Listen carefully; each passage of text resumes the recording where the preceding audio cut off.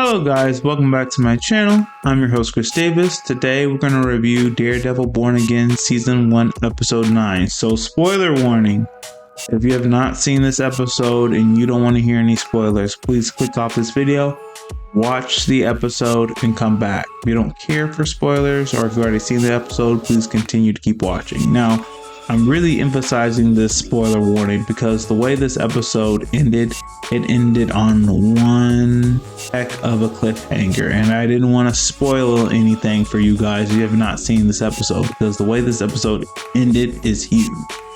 Now, with that being said, let's get into it. So Daredevil Born Again, Season 1, Episode 9. What did I think of this episode? I thought this episode was incredible. I don't know how I feel about the ending. On one point, I hate the ending because how it ended, but I can live with it because we're getting more Daredevil.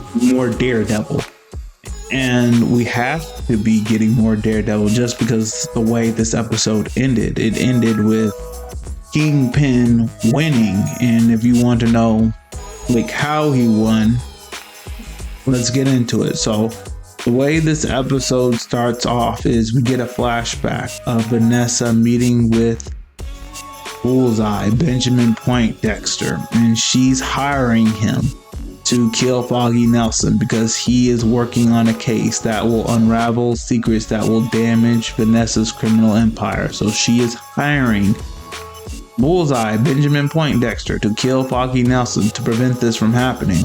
So in Season 1, Bullseye didn't kill Foggy Nelson out of randomness. He didn't kill him just to get back at Matt Murdock. He killed him because Vanessa hired him to do so. We then go to Matt Murdock. He is waking up.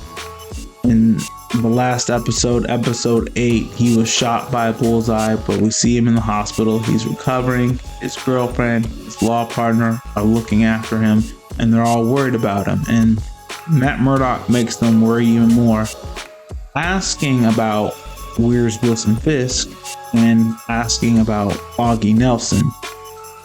But Kristen and Heather are trying to convince him to rest, but Matt Murdock is insistent on doing these things, so they leave him alone and they give him space. We then see Wilson Fisk. He is using what Bullseye did, shooting Matt Murdock, to his advantage. Since Bullseye tried to shoot at Kingpin, Kingpin is using this as martial law, putting in a curfew, closing down bridges, trains, and he's giving his task force permission to go after any vigilante they want. This time, no body cameras, no due process. They can just do whatever they like to get the job done. And this leads to Wilson Fisk being in conflict with the commissioner, who has stated like openly that he's against Wilson Fisk. But Wilson Fisk ignores him, and then eventually he kills the commissioner.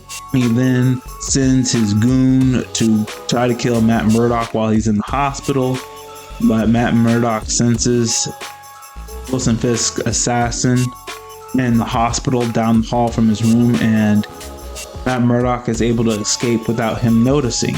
There's this blackout that's causing all kinds of chaos in the city. People looting, people shooting, and Matt Murdock is able to get into his apartment despite all the chaos that's going around, but he's not going to be safe for long. Wilson Fisk has already sent his task force to try to kill Matt Murdock. But Matt Murdock's not alone. When he gets to his apartment, he knows someone's there. It's the Punisher. The Punisher is telling him, hey, I've been hired to get you out of here. So it won't be long before people are here to try to kill you. And Matt Murdock says he knows. And so Matt Murdock suits up, and him and Punisher are taking out the task force. But then Matt Murdock's apartment blows up, and Punisher and Daredevil escape, and that's when we see Karen. She returns and she's their getaway driver, and she takes them to Punisher's place. Karen and Daredevil decide to go look into what Foggy Nelson was working on, and then Punisher tries to fight the task force himself, but he gets captured, but he escapes later on. when Karen and Daredevil are looking through some old files, they understand why Wilson Fisk ran for mayor. The Red Hook Freeport that he's been working on all season.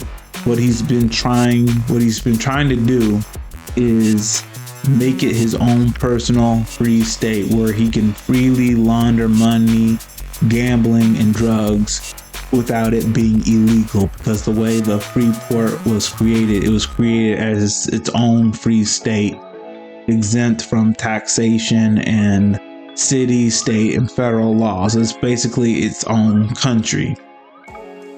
And so Wilson Fisk's whole plan was to make this Red Hook Freeport his own prosperous state.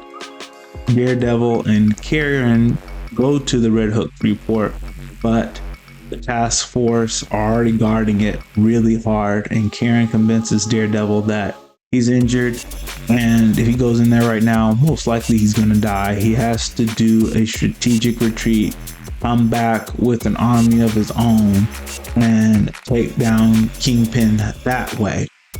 And then we see these scenes where Daredevil he sees his allies, and then we see Punisher escaping, and then we see Bullseye, who could potentially be an enemy or an ally or both, and that's where the episode ends. So Wilson Fisk won this season.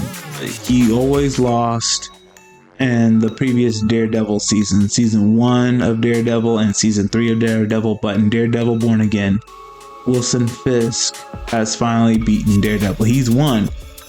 He tricked everyone into billionaire that he was a good guy, when in reality he became mayor so he can make his own free state where he can become a billionaire without having to pay taxes, and he can launder money and do gambling.